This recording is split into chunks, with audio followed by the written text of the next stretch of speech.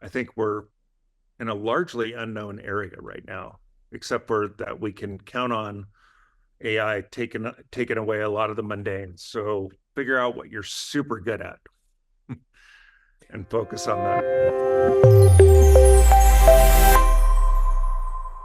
Welcome back to another installment of the Next Gen Case Study Series. On today's episode, we have Darren Dunn, who is the co founder of Zartico, a company revolutionizing the tourism industry with data intelligence and AI driven destination management. With over 20 years of experience, Darren has held leadership roles in major travel companies like Adara, Orbitz, and Fareportal. Under his leadership, Zartico has grown rapidly, serving nearly 300 destinations and airports across North America. His passion for merging technology with tourism has been instrumental in creating innovative tools that enhance visitor experiences while driving economic benefits for local communities, which is why we're excited to have him on the show. Darren, welcome to the program. Thanks, Devin. Nice to be here. Yeah, I'm particularly excited to get into some of the work that you're up to right now. But before we get too far ahead of ourselves, Darren, let's start with a quick little background on who you are, where you came from, and how you landed as a co-founder for Zartico. Sure. As you mentioned, I uh, fortunately or unfortunately have over 20 years of experience really working in both the tourism and technology space.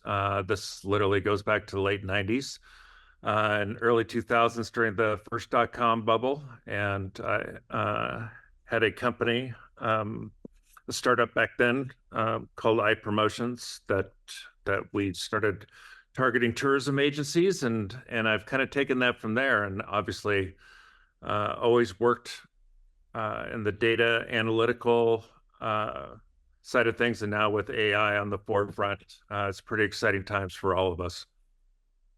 Yeah, all of these different roles that you've been a part of or played, some kind of part in, I imagine has helped shape some of the work that you're up to right now.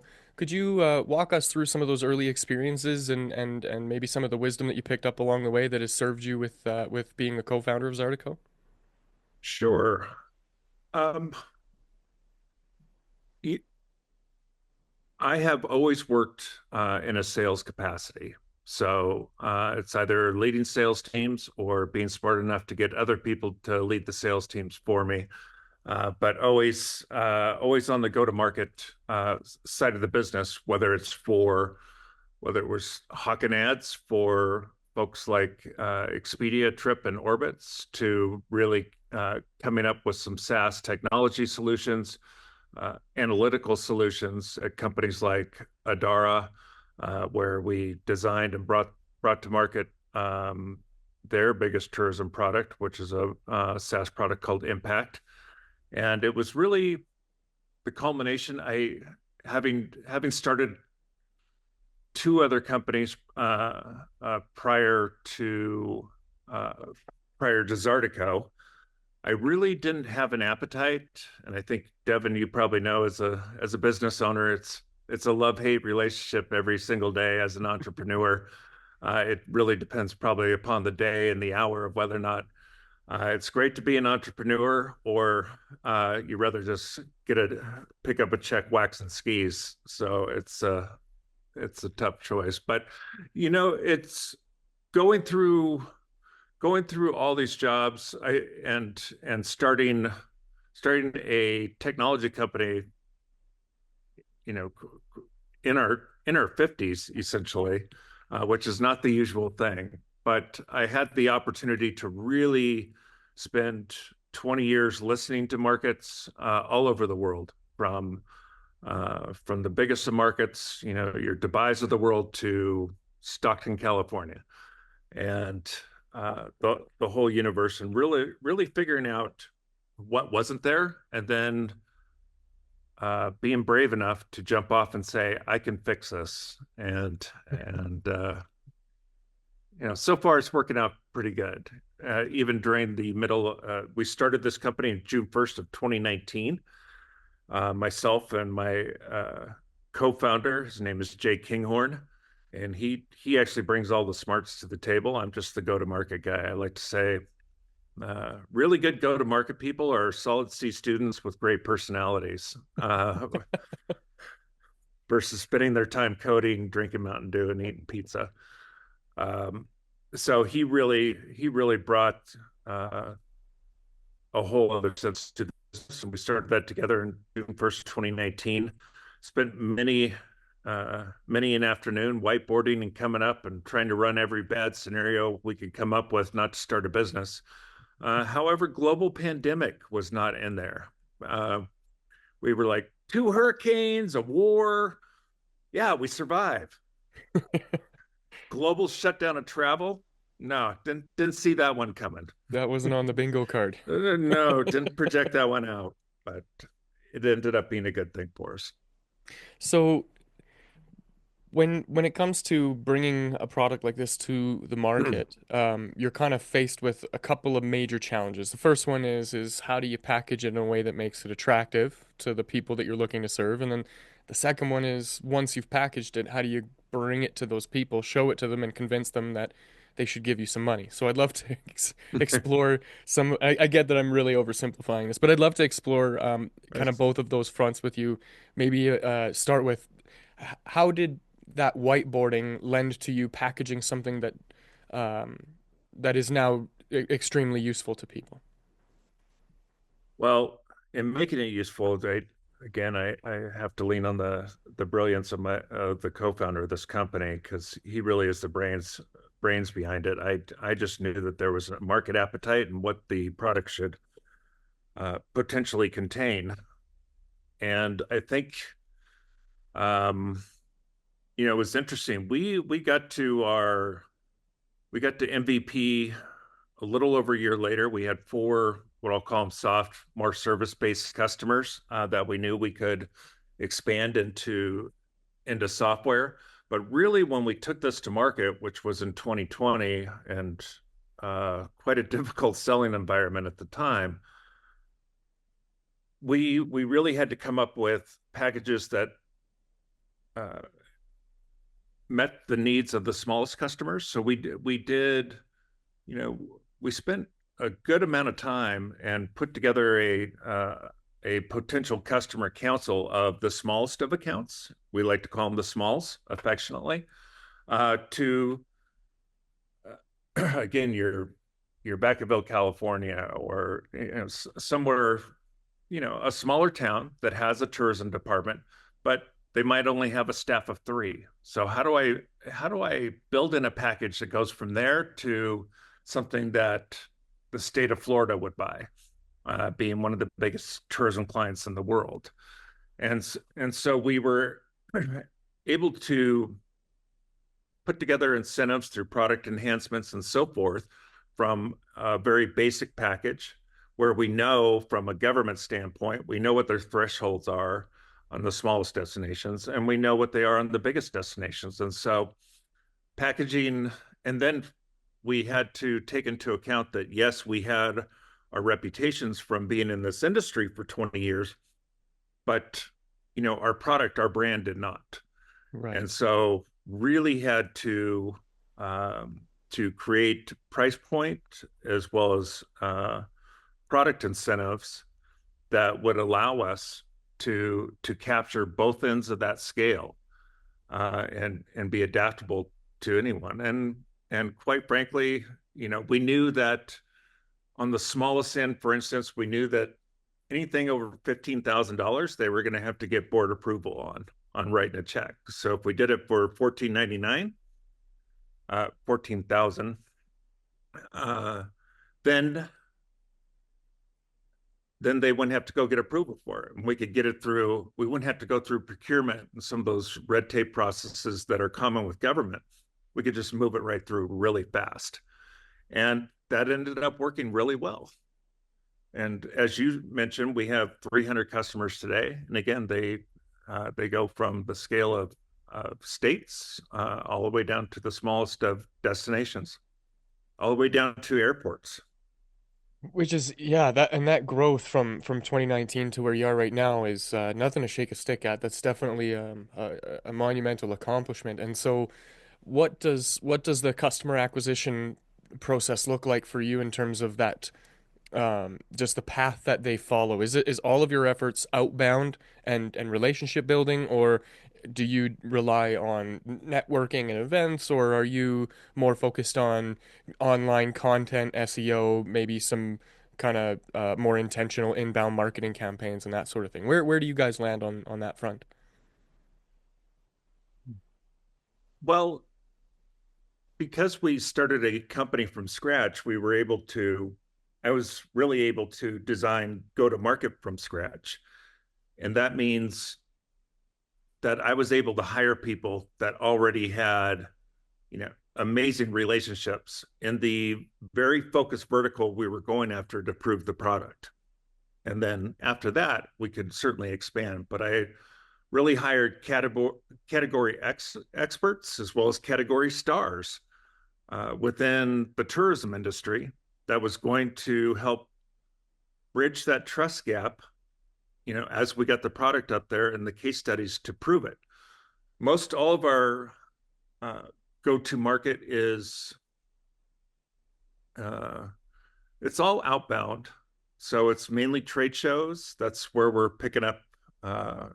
We sponsor and participate in some of the largest trade organizations in the industry, and we use those as the opportunity to really network, as well as position ourselves on stage not only through our own narrative, but having clients tell stories as well. Seems to work pretty well, and that really helps drive our inbound growth as well, because we certainly don't have time to get to everybody Hmm. at trade shows, and while we may have an entire list, my salespeople, they they really don't have time for those entire lists. So it's balancing that inbound, and a lot of that is driven from our outbound strategy at our trade shows and so forth.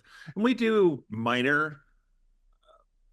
uh, minor search and maybe like LinkedIn, but given there's really only 1,500 to 2,000 clients, uh, potential clients in North America, anyways. That's we don't have to go through like the rigorous customer or a very aggressive customer acquisition strategy, such as SEO, LinkedIn, whatever it may be, depending on who your audience is. Thankfully, we haven't had to do that, but that's not to say it's not going to be a big part of our future as we expand verticals. So what I'm hearing is that a lot of the efforts, both initially and even probably now, are very manual in that this is a very small pool of people, and so the most effective and efficient way is to build these authentic relationships with people.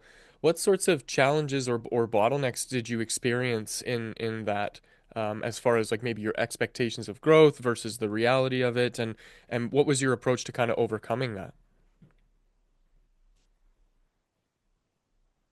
Well, our expectations of growth are um, always somewhere a solid 15 yards in front of my sales team, so they'll never quite get there. Um, Hate to say it, salespeople, but it's true. And that line is forever moving if you're a growing startup. Mm. So it's you know I'm struggling. I'm struggling to come up with the right words for you, but where we have met, uh, you know, I think our biggest enemy in terms of closing sales, one is again just government process. The other is uh, the true enemy, especially if you have something that's disruptive, and you are changing the way people are um, interacting with their everyday processes. The status quo is always going to be your biggest enemy, and so them and nobody's going to, you know, at least in government, and that's why a lot of people go to work in government is, you know, you're not getting rewarded in government for taking huge risks and um, trying the next technology. And some people take some pride in that. Certainly, there's your early adopters,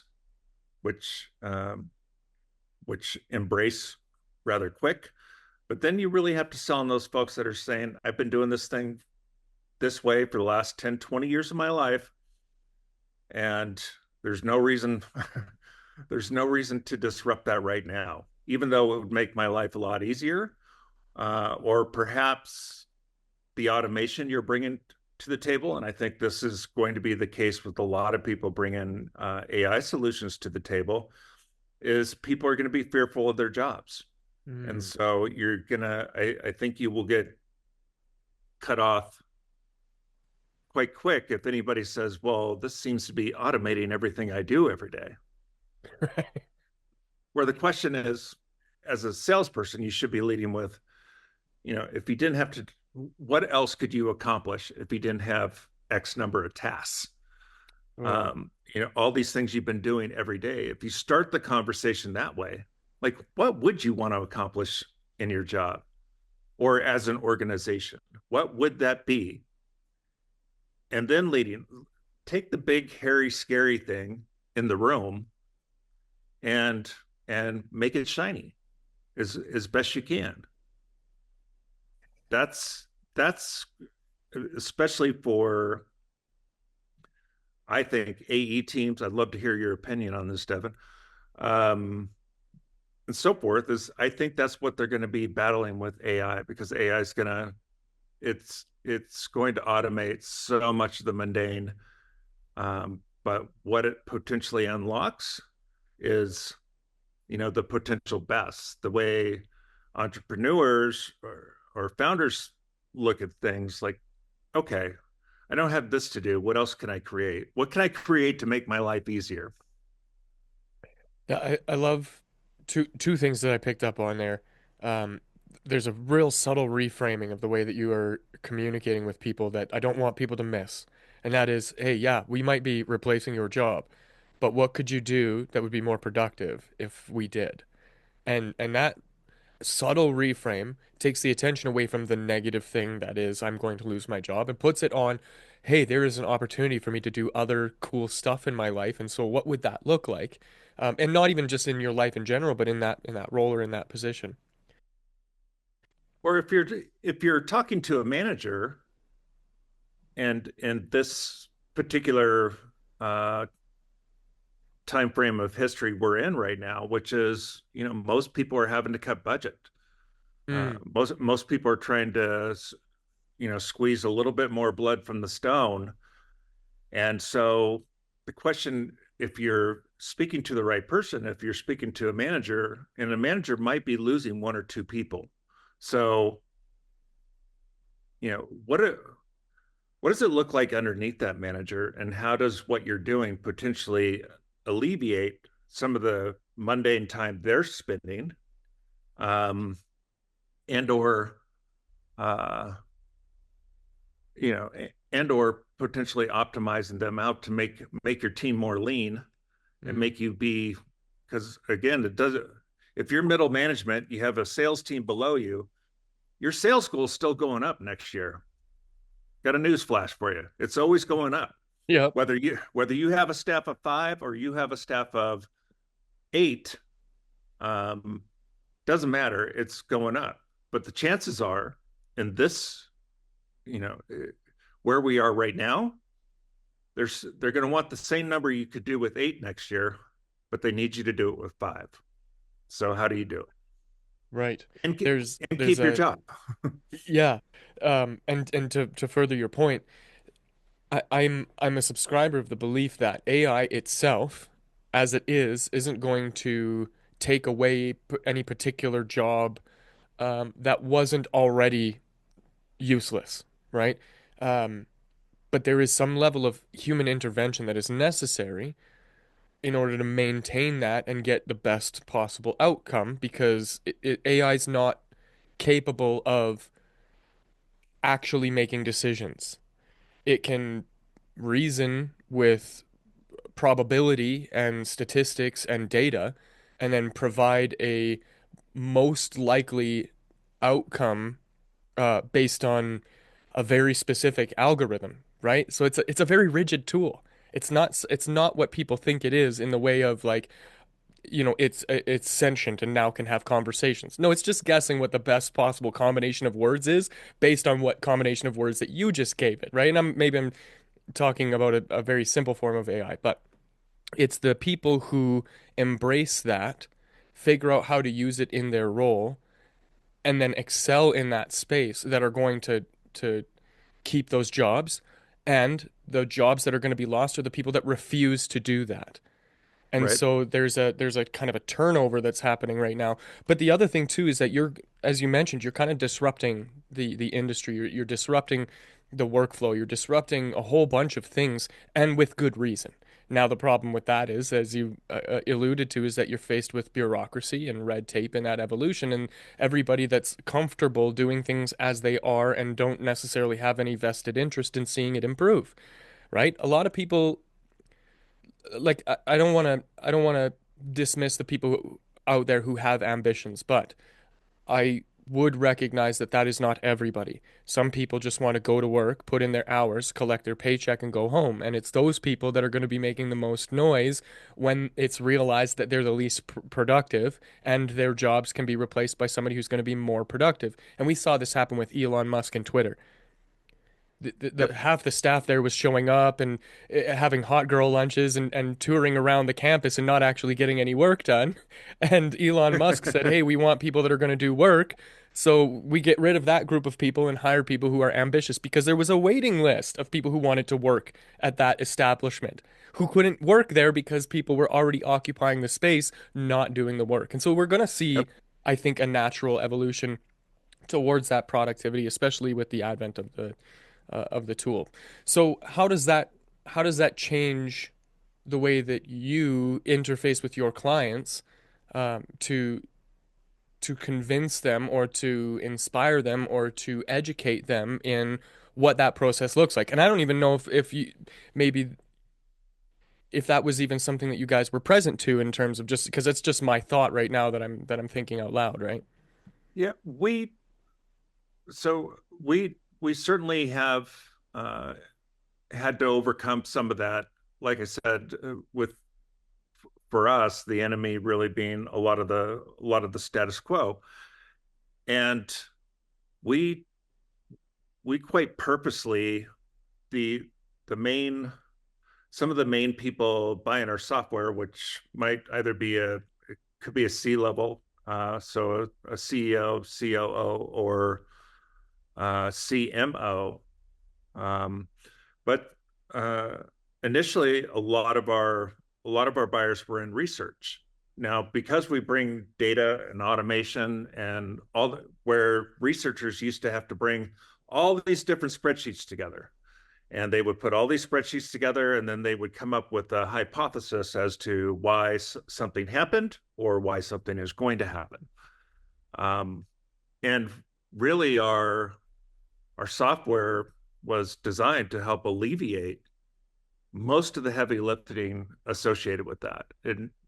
And so yeah, there's quite a bit of resistance. So our our sales decks to our narrative, etc., had to really said, okay, these people are the most afraid of our software.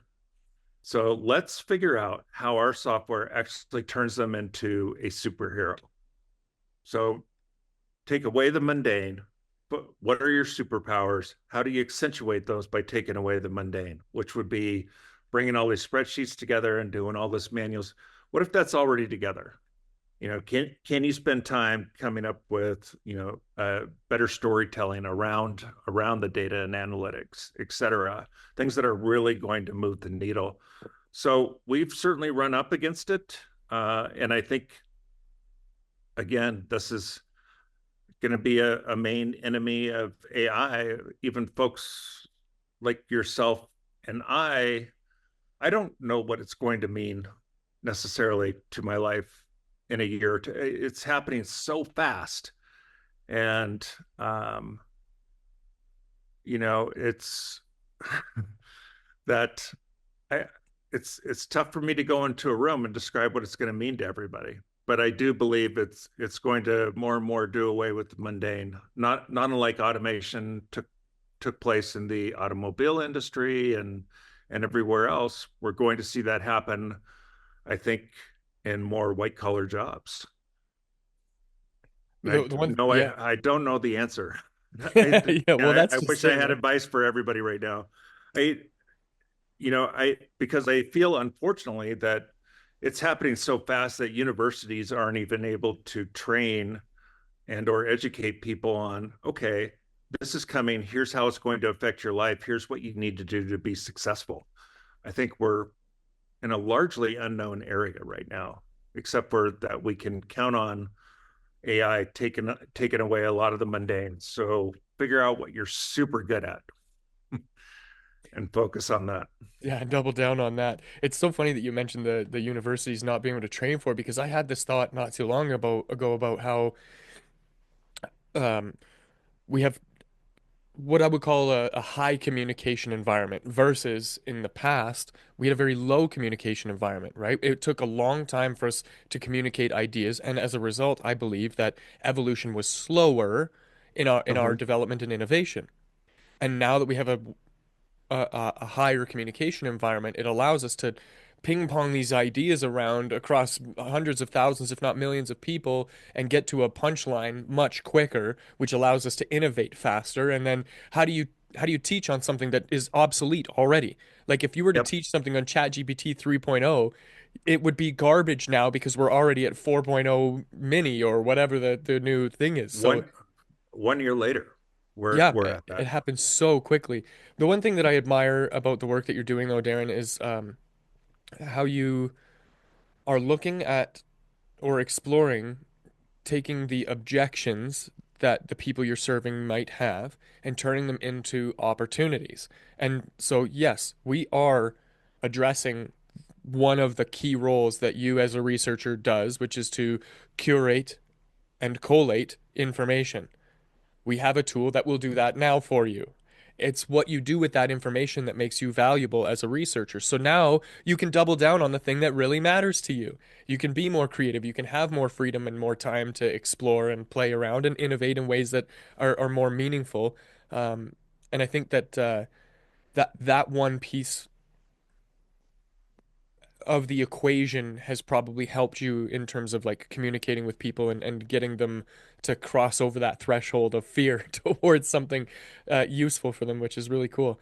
As we kind of come to a close with our time together here, Darren, I wonder if we could look a little bit forward, at that 15-yard line ahead of your sales guys and Mhm. explore what that might look like here. What are you guys aiming at? What are some of the big goals coming down the pipeline? Well, we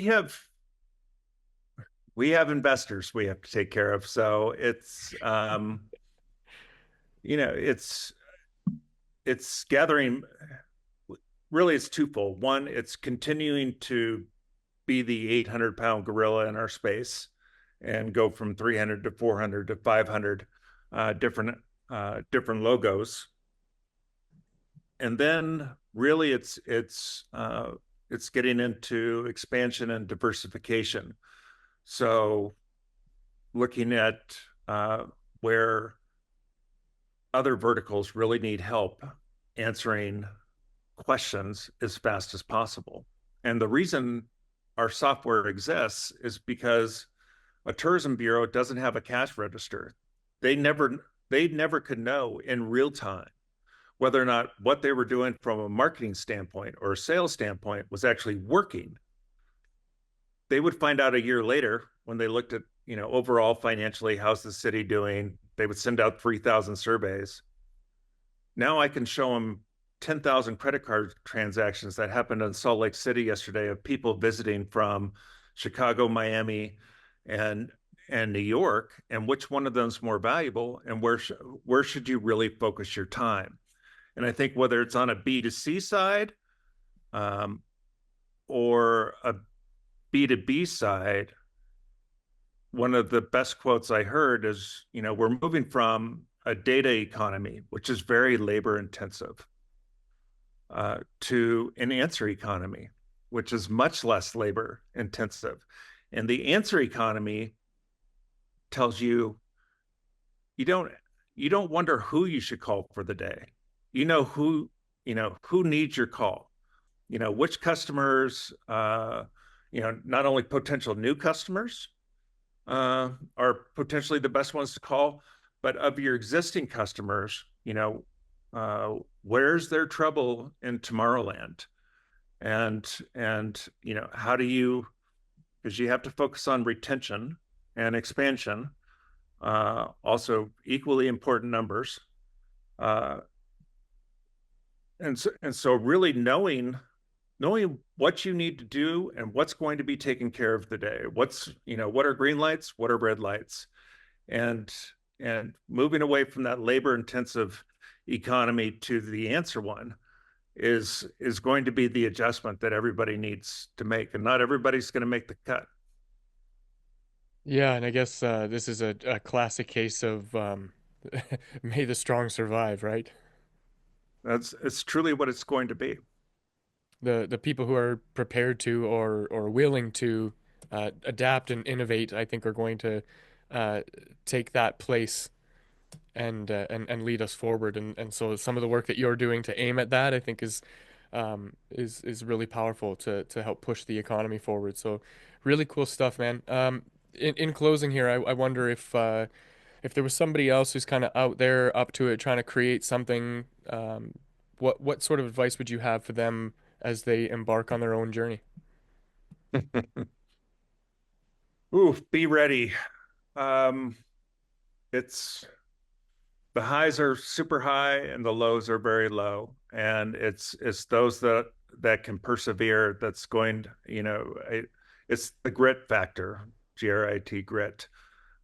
It's the grit factor for anybody that's really looking to and start their own endeavor. Probably the difference between success and failure is grit. And what are you going to do when times are at their toughest? How are you going to lead your people through? What decisions are you going to make to or what decisions are you going to make to ensure you don't get in that position? um, Again, by automating, more things you can automate, the less humans are involved, probably the more successful you're going to be. It's a horrible thing to say as an entrepreneur, but Yeah. um, it is the human factor that requires the most of you every day. Yeah, really being in tune and connected to the people that you're aiming at serving, I think, is really what's going to lend to that success. And so that's really, really powerful advice, Darren. If somebody wanted to reach out to you to pick your brain further or perhaps work with you, what's the best way for them to do that? Yeah, sure, they can reach me at Darren.Dunn, Darren.Dunn at Zartico, Zartico.com. Or if you want to catch me for fun, my tags on all social is at Wheels Up DDD. Cool. We'll make sure to link to that in the show notes so that people looking for you can find you easily. And on that note, if you want to get in touch with me and my team for any of your marketing or AI needs, visit nextgengrowth.com. Otherwise, that's it for this conversation. Thanks for joining us, and I will see you in the next.